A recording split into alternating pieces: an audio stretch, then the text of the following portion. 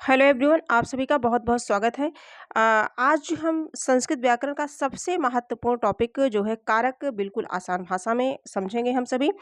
और इसके कारक क्या है, कारक का अर्थ क्या है, विभक्ति क्या है, कारक और विभक्ति में अंतर क्या है, इन सारी चीज़ों को हम सभी जानेंगे। जैसा कि विभक्ति टॉपिक हम सभी पढ़ लिए, विभक्ति के साथ-साथ कारक भी हम लोगों ने पढ़ा है, लेकिन किसी प्रकार का कन्फ्यूजन ना रहे इसलिए कारक की हमने जो है एक अलग क्लास ले ली है। बहुत ज़्यादा लंबी क्लास नहीं रहेगी, कम ही समय में हम लोग जो है महत्वपूर्ण तथ्यों को समझेंगे। देखेंगे कारक जो है और यह UP TET, TGT, PGT, GIC प्रयोक्ता परीक्षा हेतु बहुत ही इम्पोर्टेंट क्लास है। और देखेंगे हम सभी कारक क्या है। कारक क्या है? यानी कि कारक का क्या अर्थ है? क्रियाजनकत्वम कारकत्वम, यानी कि कहने का मतलब है क्रिया को उत्पन्न करने वाला या क्रिया से सीधा संबंध रखने वाला ही कारक कहलाता है। और विभक्ति क्या है? विभक्ति यानी कि विभक्त होने की क्रिया या भाव। विभक्त होने की क्रिया या भाव ही विभक्ति कहलाते हैं। दोनों साथ साथ पढ़ते चलेंगे।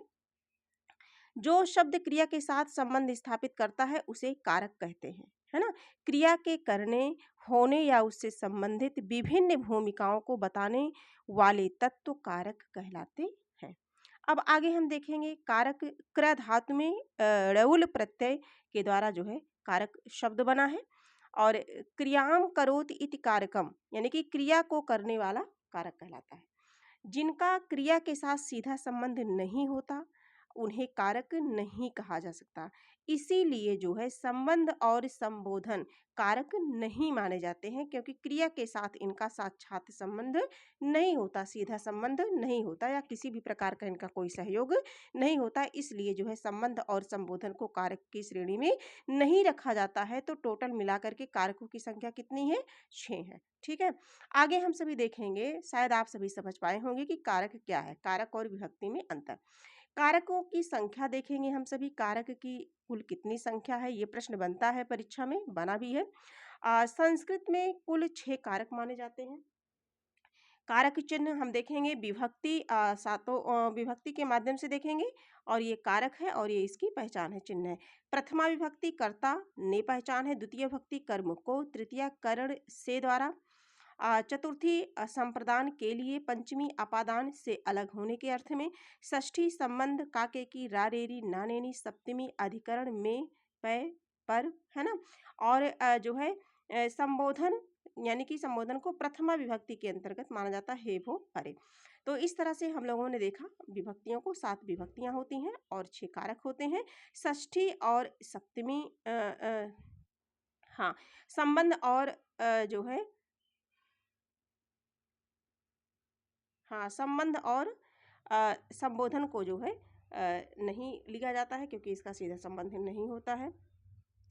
आगे हम सभी देखेंगे टोटल 6 कारक, कर्ता कारक, कर्म कारक, करण कारक, संप्रदान कारक, अपादान और अधिकरण। ये टोटल कितने हैं? टोटल 6। कारकों की संख्या कितनी है? 6।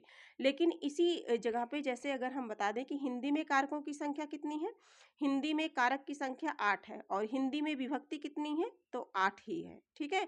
और संस्कृत में कारक की संख्या कितनी है? 6 है। विभक्तियों की संख्या कितनी है? 7 है। संबोधन को प्रथमा विभक्ति के अंतर्गत रखा जाता है। आगे हम सभी देखेंगे एक एक करके, जो है समझेंगे। कर्ता कारक, जो क्रिया को करता है वह कर्ता कहलाता है। जो क्रिया को करता है वही कर्ता कहलाता है। इसमें प्रथमा विभक्ति होती है, यानी कि रामः पुस्तकम पठति। तो यहाँ जो राम है वही क्या है? कर्ता है, क्योंकि वही पढ़ रहा है। राम ही तो पढ़ रहा है, तो जो कार्य कर रहा है वही क्या है? कर्ता है। और कर्ता में प्रथमा विभक्ति होती है। आगे हम सभी देखेंगे कर्म कारक। जिस पर क्रिया का प्रभाव पड़ता है वह कर्म कहलाता है। क्रिया का प्रभाव जिस पर पड़ता है वह कर्म कहलाता है। इसमें द्वितीय विभक्ति होती है। रामः पुस्तकम पठति, यहाँ पुस्तकम क्या है? कर्म है। और कर्म में क्या है? पुस्तकम में द्वितीय विभक्ति है।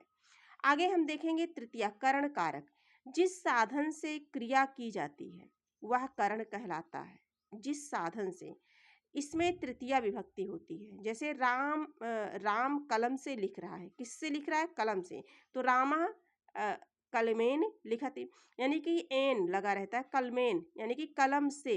इसमें कौन सी विभक्ति है? तृतीया विभक्ति है। ठीक है। और करण कारक है, कमलेन यानी कि करण कारक है इसमें। आगे हम सभी देखेंगे हमारा संप्रदान कारक देखेंगे जिसके लिए या जिसे कुछ दिया जाए, जिसके लिए या जिसे कुछ दिया जाए वह संप्रदान कहलाता है। और इसमें संप्रदान कारक में कौन सी विभक्ति होती है? तो चतुर्थी विभक्ति होती है। उदाहरण के तौर पर हम जानेंगे रामः बालकाय फलं ददाति, यानी कि राम जो है बालक को फल देता है ना? बालकाय, राम बालक को क्या देता है? फल देता है, यानी कि बालकाय। यह क्या है? संप्रदान, यानी कि चतुर्थी विभक्ति है इसमें। आगे हम सभी देखेंगे अपादान। अपादान जिससे अलग होना या दूर होना व्यक्त हो, वहां पर क्या होता है? अपादान। वह अपादान कारक कहलाता है। आगे हम सभी देखेंगे इसमें पंचमी विभक्ति होती है। उदाहरण के तौर पर रामः वृक्षात पतति।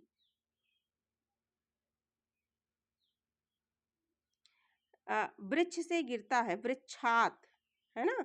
राम जो है वृक्ष से क्या हुआ? गिर गया, अलग हो गया वृक्ष से, है ना? तो वृक्षात में क्या है? अपादान कारक है।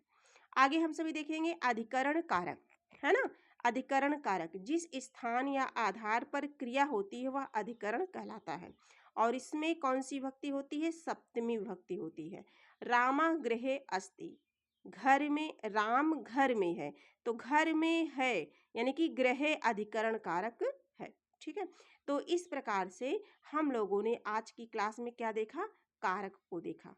ठीक, कारक विभक्ति पहले हम सभी देख लिए थे। कारक विभक्ति दोनों साथ साथ में पढ़ते हैं, लेकिन विभक्ति सूत्रों के माध्यम से हम लोगों ने देखी थी, जिससे एक भी प्रश्न अगर बने, एक दो प्रश्न बनते हैं तो वो प्रश्न हमारे गलत ना होने पाए। ठीक है, तो यदि इसी तरह से क्लास पाना चाहते हैं आप सभी, तो प्रियंका हिंदी एकेडमी चैनल को लाइक सब्सक्राइब करना ना भूलें, और हो सके तो आप अपने कुछ मित्रों तक शेयर कर दें, आपकी कृपा होगी।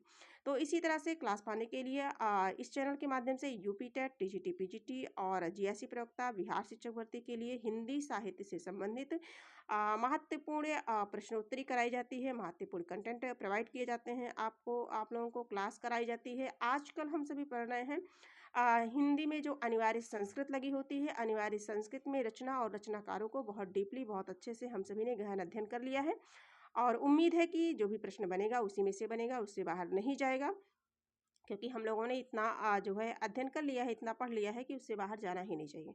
और इसके बाद हम सभी जो है कारक हम लोगों ने पढ़ा, विभक्ति पढ़ा, धातु रूप, शब्द रूप को बहुत ही आसान और सरल तरीके से हम लोगों ने पढ़ा। अब इसके बाद जो भी भाई बहन हमारी क्लास देख रहे हैं, यदि वो कमेंट के माध्यम से बताना चाहेंगे कि वो क्या पढ़ना चाहते हैं, कौन सा टॉपिक रिवीजन हो जाए, क्योंकि समय बहुत कम है, कम समय में अधिक से अधिक चीज़ों को, तथ्यों को तैयार करना, तो जो है यदि आप कमेंट के माध्यम से बताएंगे तो उस पर क्लास अवश्य लाई जाएगी। और नहीं तो जो टॉपिक इम्पोर्टेंट लगेगा परीक्षा की दृष्टि से जो है मैं वो क्लास जो है आप सभी के समक्ष लेकर के उपस्थित होती रहूँगी। तो आज के लिए इतना ही, हम फिर मिलेंगे, तब तक के लिए धन्यवाद।